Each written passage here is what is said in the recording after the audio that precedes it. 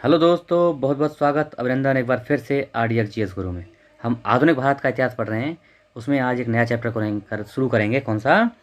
आज़ाद हिंद फौज का गठन, सुभाष चंद्र बोस की भूमिका और कैबिनेट मिशन योजना। ठीक है, तो हम अभी अंत में पहुंच रहे हैं। अपने अपने आधुनिक भारत के इतिहास में लास्ट में पहुंच लिए हैं। चलो बिना समय गवाए शुरू करते हैं। आप लोग अगर नए हैं चैनल को सब्सक्राइब कर लेना। ठीक है, ओके। पहला क्वेश्चन है, नेताजी सुभाष चंद्र बोस का जन्म कहाँ हुआ था? जन्म कहाँ हुआ था? कटक। उस टाइम ये बंगाल का भाग था। आज कहाँ है? उड़ीसा में है।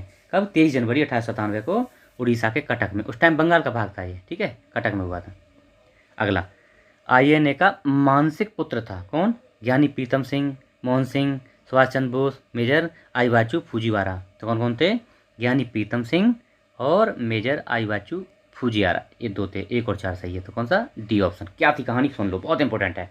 दिसंबर 1941 में उत्तरी मलय के जंगलों में कैप्टन मोहन सिंह के नेतृत्व में पंजाब रेजिमेंट की टुकड़ी जापानी सेना से पराजित हो जाती है। मोहन सिंह अपनी सेना लेकर जाते हैं मलय में लड़ने, और जापानी सेना इनको हरा देती है और इनको पकड़ लेती है। ये युद्धबंदी बन जाते हैं। लेकिन ज्ञानी प्रीतम सिंह के कहने पर इन सबको जो है मतलब इंग्लिश के जो सिपाही थे उनको तो गिरफ्तार रखते हैं, और जो भारतीय सिपाही थे उनको छोड़ दिया जाता है।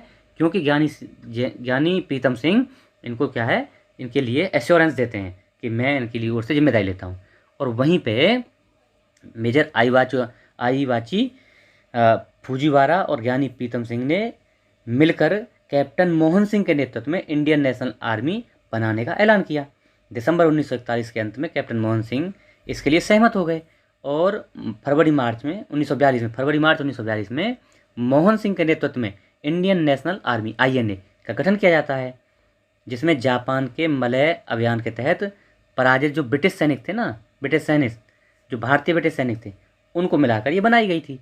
तो स्पष्ट है कि INA का विचार सूत्र जो ज्ञानी प्रीतम सिंह और फूजियारा ने दिया था, मोहन सिंह ने इसका नेतृत्व किया था। ये सही है। ठीक है, तो 1 और 4 सही। आज़ाद हिंद फौज का विचार किसने सुझाया था? तो किसने सुझाया था? इसके हिसाब से कौन सा है? मोहन सिंह। क्योंकि इसमें ज्ञानी प्रीतम सिंह और मेजर फूजीवारा जो है नहीं है इसमें, इसलिए ये ऑप्शन सही है। नहीं तो अगर वो होते तो मोहन सिंह नहीं रहते, फिर आते कौन? यानी प्रीतम सिंह और मेजर फूजियारा, इन दोनों में इसको याद था। ठीक है, ये याद रखना। भारतीय राष्ट्रीय सेना यानी इंडियन नेशनल आर्मी INA की स्थापना कब हुई थी? ऑप्शन सी, 1942 में। देखो थोड़ी सी और कहानी है, इसकी ट्विस्ट पढ़ लेते हैं क्या होता है। इसका बड़ा ट्विस्ट है इसमें। व्यावहारिक रूप से सैन्य कार्रवाई के रूप में इंडियन नेशनल आर्मी का गठन मार्च अप्रैल 1942 में कैप्टन मोहन सिंह करते हैं। लेकिन क्या होता है, मोहन सिंह और जापानी सेना के बीच में कुछ मतभेद हो जाता है ना। तो ये क्या है, मोहन सिंह इसके भंग करने की घोषणा कर देते हैं। लेकिन उस टाइम पे क्या all Malay Indian independence league बनाई गई थी। इसके अध्यक्ष थे कौन? इसके अध्यक्ष बनाए गए थे रास बिहारी बोस। और वो रास बिहारी बोस क्या करते हैं, कैप्टन मोहन सिंह को इससे निलंबित कर देते हैं और उनको हटा देते हैं सेना से। और इसका नेतृत्व किस देते हैं? सुभाष चंद्र बोस साहब को नेतृत्व देते हैं। और ये जो है मोहन सिंह जापानी सेना द्वारा गिरफ्तार कर लिए जाते हैं फिर दोबारा से, है ना। क्योंकि ये सेना को तोड़ रहे थे, क्योंकि भाई जापान उस टाइम पे ब्रिटेन के अगेंस्ट लड़ रहा था, है ना, द्वितीय विश्व युद्ध के समय पे। तो वो चाहता था कि ऐसी सेना मिले हमें जो इन्हीं को अंदर रह के इन्हीं को नुकसान, अंग्रेजों को नुकसान करे। और इंडिया को भी ज़रूरत थी उस टाइम जापान की। तो दोनों ही मिलके, तो सुभाष चंद्र बोस जो है इसका नेतृत्व संभालते हैं। कब? जुलाई 1943 को।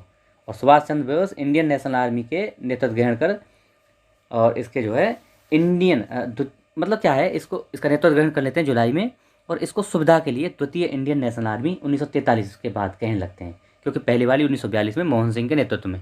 ठीक है, ये 1943 में सुभाष चंद्र बोस जब इसका चार्ज लेते हैं तो इसको बोलने लगे द्वितीय इंडियन नेशनल आर्मी। ठीक, अगला, आज़ाद हिंद सरकार के निर्माण की घोषणा की गई थी। तो कब की गई थी, इनमें से आपको बताना है। तो ये की गई थी 21 अक्टूबर 1943 को।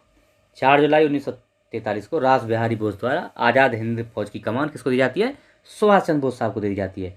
21 अक्टूबर 1943 को सुभाष चंद्र बोस ने सिंगापुर में स्वतंत्र भारत की अस्थायी सरकार है ना, आज़ाद हिंद सरकार उसका नाम था, उसका गठन कर दिया था। तो सी ऑप्शन सही है। 1943 में आज़ाद हिंद फौज अस्तित्व में आई। कहाँ पे आई थी? सिंगापुर में।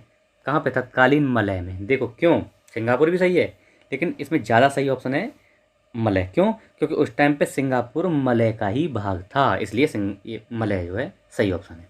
अगला, किस भारतीय क्रांतिकारी ने सुभाष चंद्र बोस को इंडियन नेशनल आर्मी के गठन में सक्रिय सहयोग दिया था? किसने? तो कौन सा ऑप्शन है? ऑप्शन बी, रास बिहारी बोस साहब ने। तो कब दिया? 43 में इनको कमान दे दी थी। तो बी ऑप्शन इज करेक्ट। अगला, आज़ाद हिंद फौज का प्रधान कार्यालय कहाँ था? कहाँ था? तो ये था रंगून।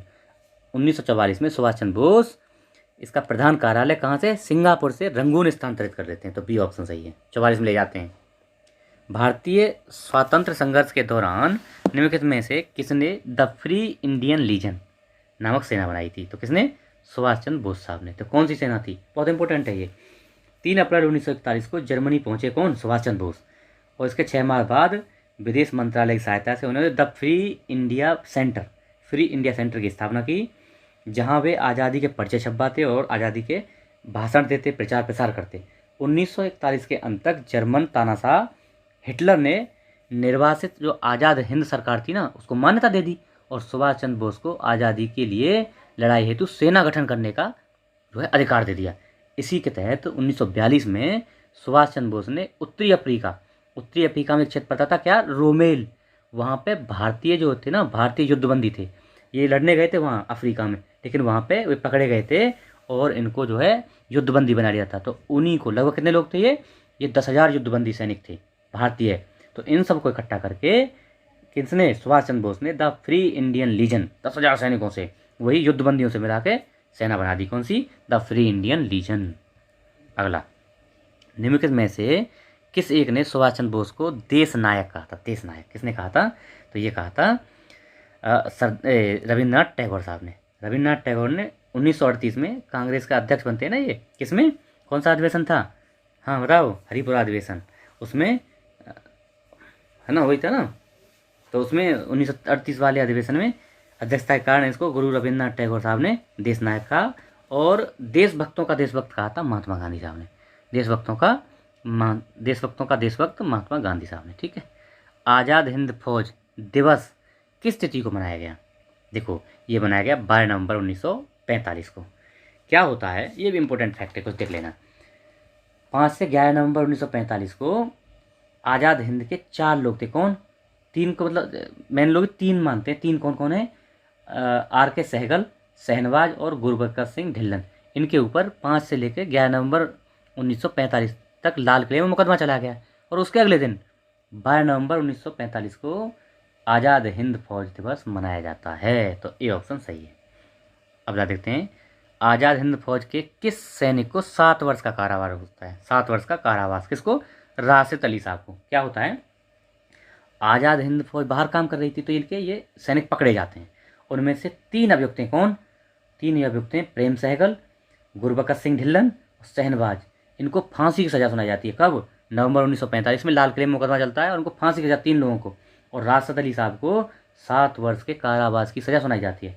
लेकिन क्या होता है, कांग्रेस ने इसके बचाव के लिए एक भूला भाई देसाई उस टाइम के बहुत बड़े क्या थे, वकील थे। उनके नेतृत्व में एक वकीलों का संगठन तैयार किया, वकीलों का नेतृत्व तैयार किया, जिसमें तेज बहादुर सप्रू, कैलाश नाथ काटजू, अरुणा आसफ अली, जवाहरलाल नेहरू, ये सब सम्मिलित थे।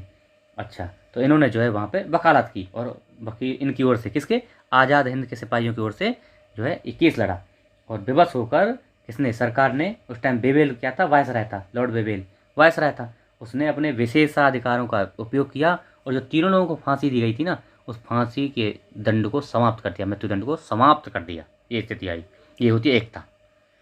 वर्ष 1945 की प्रमुख घटनाएं कौन सी हैं? 45 की। तो देखो, ये देखो, तीसरा जो है नौसेना विद्रोह कब हुआ था? 1946 में हुआ है, 1946 में। तो 3 को हटा दो, ये हट गया, ये हट गया, ये हट गया, तो ऑप्शन सी रह गया बस। तो सी सही है। लेकिन फिर भी आप देख लो कब हुई है। तो बेबेल योजना का देख, सबसे पहले बेबेल योजना कब हुई है? ये हुई है जून 1945। अगला है शिमला सम्मेलन, कब हुआ है? जून जुलाई 1945 में शिमला सम्मेलन। आज़ाद हिंद फौज मुकदमा कब चला? नवंबर, अभी पढ़ रहे थे हम, 5 से 11 नवंबर 1945। तो ऑप्शन सी इज करेक्ट। अच्छा, आज़ाद हिंद फौज के अधिकारियों के उनके लाल किले में चल रहे मुकदमे में उनके पक्ष को निम्नलिखित में से किसने वकालत की थी? किसने? तो तेज बहादुर सप्रू नहीं पढ़े थे सर, तेज बहादुर सप्रू। और भी थे, कौन कौन? तेज बहादुर सप्रू, भूलाभाई देसाई, तो ये तो अध्यक्ष ही थे। जवाहरलाल नेहरू, अण्णा आसफ अली, कैलाश नाथ काटजू, ये सब थे। तो इनमें यही है ना, सप्रू साहब ही हैं, तो इसलिए डी ऑप्शन। अगला, सुभाष चंद्र बोस का राजनीतिक गुरु कौन था? तो सी आर दास राजनीतिक गुरु थे। अगला क्वेश्चन, इलाहाबाद में संपन्न कांग्रेस कार्यकारिणी समिति की बैठक में निम्नलिखित सदस्यों में से किस एक सदस्य ने नाजीवाद, फांसीवाद तथा साम्राज्य विरोधी निश्चित रुख के कारण जापान के विरुद्ध गुरिल्ला युद्ध की अपनी योजना के पक्ष में बहुमत जुटाने में सक्षम हुए थे? कौन थे? तो ये थे जवाहरलाल नेहरू साहब। कौन थे? जवाहरलाल नेहरू साहब। अब पढ़ेंगे अपना कैबिनेट मिशन योजना। कैबिनेट मिशन योजना कौन पढ़ेंगे? अगला चैप्टर। अच्छा चलो, अभी समय है, खत्म कर लेते हैं इसको। निम्नलिखित मिशन की अध्यक्षता, मतलब कैबिनेट मिशन की अध्यक्षता किसने की थी? किसके द्वारा की थी? तो कौन थे? Sir P Lawrence. सही है, बिल्कुल सही है। 26 जुलाई, देखो जुलाई 1945 में एटली के नेतृत्व में, एटली जो है ब्रिटिश प्रधानमंत्री बनते हैं और वो भारत में कैबिनेट मिशन भेजते हैं। क्यों? भारत के जो है सत्ता हस्तांतरण के लिए कैबिनेट मिशन भेजते हैं। और इसमें क्या होता है, इसमें पैट्रिक लॉरेंस इसके अध्यक्ष होते हैं। इसमें 2 और सदस्य थे, कौन? स्टैफोर्ड क्रिप्स और एविजर अलेक्जेंडर। तो ये आ जाता है 1945 में आता है ना, 1946 में आता है, 45 में ये भेजा जाता है, तैयार हो जाती है, 46 में आता है। निम्नलिखित में से किस एक ने भारत के लिए त्रिस्तरीय शासन व्यवस्था की स्थापना की थी? किसने की थी? तो ये थी कैबिनेट मिशन ने। कैबिनेट मिशन 1946 कब आता है? कैबिनेट मिशन 1946 कब आता है? मार्च 1946 में दिल्ली पहुंचता है। उसने 3 स्तर, और इनमें क्या है, स्टेट्स को अ ब स मतलब ABC में 3 श्रेणियों में विभाजित करने की बात कही थी। कौन कौन सी थी उसमें बताऊंगा मैं आगे क्वेश्चन आएगा, मैं बताऊंगा कौन कौन सी श्रेणियाँ थी। तो ये डी हो गया ऑप्शन। इसका प्रस्ताव मई में आया। इसमें अभी भी भारत को विभाजन मुक्त रखने की आकांक्षा थी, जिसका ब्रिटिश प्रांतों ने मिलकर बने एक संघीय राज्य का स्वरूप होना था। उपयुक्त उद्धरण संबंध है किससे है? तो ये कैबिनेट प्रस्ताव से। अब देखो क्या है, 16 मई, देखो मार्च में आता है और 16 मई में ये कुछ वार्ता करता है ना, कांग्रेस समिति से, कांग्रेस से बात करता है, लीग से बात करता है, लेकिन बात बनती नहीं है। तो ये अपना प्रस्ताव पेश कर देता है। और कब? मई 1946 में। क्या प्रस्ताव था? भारत की एकता बनाई रखी जाएगी, एक तो ये था। मुस्लिम लीग की पाकिस्तान की मांग को इसने ठुकरा दिया। भारत एक संघ होगा जिसमें ब्रिटिश प्रांत देसी रियासतें शामिल होंगी, उसी के अंदर शामिल होंगी। और संविधान निर्माती सभा का गठन किया जाएगा, जो कहाँ से उसके जिसके सदस्य जो आएंगे, कहाँ से आएंगे? जो ब्रिटिश प्रांत और जो देसी रियासतें हैं उनसे मिलकर इसके सदस्य बनाए जाएंगे। कौन से? संविधान निर्माती सभा। तो ये इसके कुछ मुख्य सुझाव थे, और भी हैं, बताऊंगा आगे में। निम्नलिखित में से किसने वायसराय की एग्जीक्यूटिव काउंसिल के पुनर्गठन का सुझाव दिया, जिसमें बार मेंबर सहित सभी विभाग भारतीय नेताओं को द्वारा धारण किए जाने थे? तो किसने दिया? कैबिनेट मिशन 1946 ने। होता क्या है सुन लो, ये हो गया। चलो अगले में है, पूरी कहानी से बताऊंगा अगले में। देखो कैबिनेट मिशन के संदर्भ में निम्नलिखित में कौन से कथन सही हैं पूछें। इसने एक संघीय सरकार के लिए सिफारिश की, बिल्कुल की थी। इसने भारतीय न्यायालयों की शक्तियों का विस्तार करने की बात कही, बिल्कुल नहीं की थी। आईसीएस में और अधिक भारतीयों के उपबंध की बात की, ये भी नहीं की। तो ऑप्शन कौन सा है? ए सही है। हुआ क्या सुन लो, देखो मार्च 1946 में कैबिनेट मिशन दिल्ली पहुंचता है और ये मुस्लिम लीग और कांग्रेस से बात करता है, वार्तालाप होती है, लेकिन ये मानते नहीं है, क्योंकि कांग्रेस जो है ये नाराज़ थी कि ये बोलता था कि भाई इसके 3 प्रांतों को 3 ग्रुप में बांट दिया जाएगा, श्रेणी बनाई जाएंगे, उससे नाराज़ थी। और मुस्लिम लीग नाराज़ थी कि उनका जो है पाकिस्तान की मांग ठुकरा दी गई है, दोनों नाराज़ थे। इसलिए अनिच्छा से कैबिनेट मिशन ने मई 1946 में अपना जो है प्रस्ताव रख दिया। और क्या क्या प्रस्ताव था अब सुन लेते हैं क्या क्या था, बहुत इंपॉर्टेंट है, 4-5 प्रस्ताव है, बहुत इंपॉर्टेंट। भारत में ब्रिटिश भारत तथा रियासतों का एक मिलाजुला संघ होगा। विदेशी मामले, रक्षा, संचार साधनों की देखभाल करें और उनके लिए कर लगाना भारत सरकार के अधीन होगा, ये होगा। दूसरा, संघ की कार्यकारिणी और विधानमंडलों में ब्रिटिश भारत तथा रियासतों दोनों के प्रतिनिधि होंगे, ब्रिटिश भारत के और रियासतों के भी। अच्छा, तीसरा क्या था? प्रांतों को केंद्रीय विषयों को छोड़कर शेष सभी मामलों में पूर्ण स्वायत्तता का अधिकार होगा प्रांतों को, और शेष शक्तियाँ उन्हीं के पास होंगी। जो आज है ना क्या केंद्र के पास, वो प्रांतों के बोल रहा था, उनके पास होंगी। प्रांतों को छोटे अथवा बड़े गुट बनाने का अधिकार होगा, और इन गुटों में क्या अधिकार होंगे इसका निर्णय वो प्रांत ही लेंगे स्वयं, ये बात थी। इन प्रांतों को 3 वर्गों में बांटने की बात कही गई।